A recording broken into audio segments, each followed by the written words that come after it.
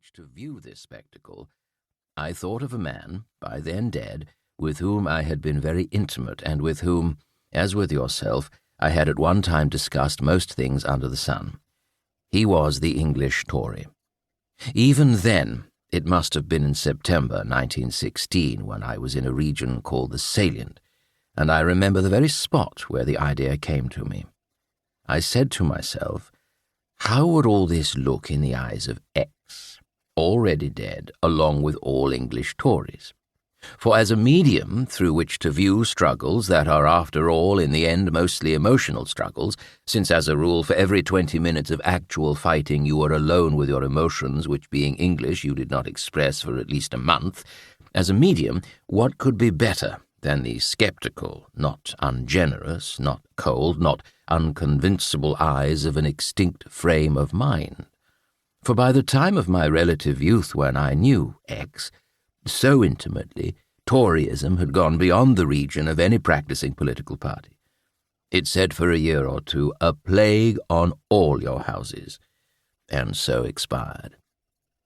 To this determination, to use my friend's eyes as a medium, I am adhering in this series of books.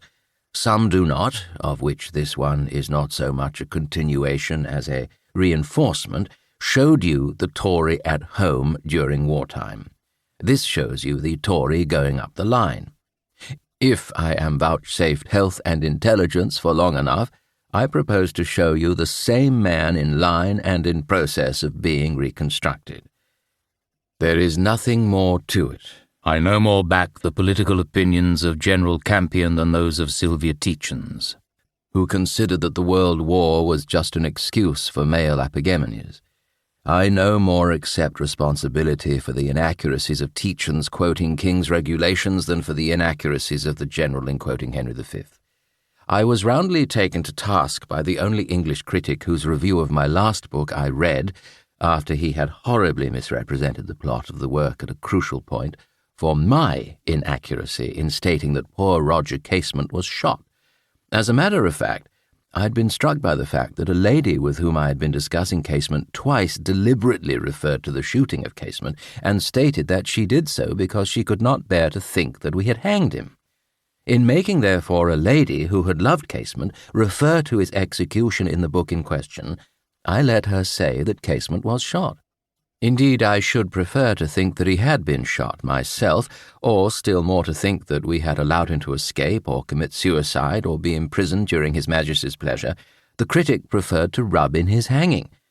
It is a matter of relative patriotism. Whilst we are chipping, I may as well say that I have been informed that a lively controversy has raged over the same work in the United States, a New York critic having stated that I was a disappointed man intent on giving a lurid picture of present-day matrimonial conditions in England. I hope I am no rabid patriot, but I pray to be preserved from the aspiration of painting any nation's lurid matrimonial conditions. The peculiar ones adumbrated in Some Do Not were suggested by the fate of a poor fellow living in a place in the south of France in which I happened to be stopping when I began the book. His misfortunes were much those of my central character, but he drank himself to death, it was said deliberately, after he had taken his wife back. He came from Philadelphia.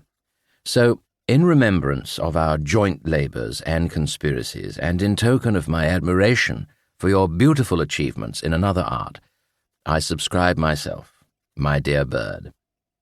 Your humble, obedient and obliged, F.M.F., Paris, 31st of October, 24, Guermantes, 25th of May, 25.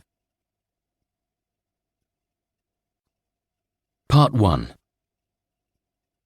Chapter 1. When you came in, the space was desultory, rectangular, warm, after the drip of the winter night, and transfused with a brown-orange dust that was light. It was shaped like the house a child draws.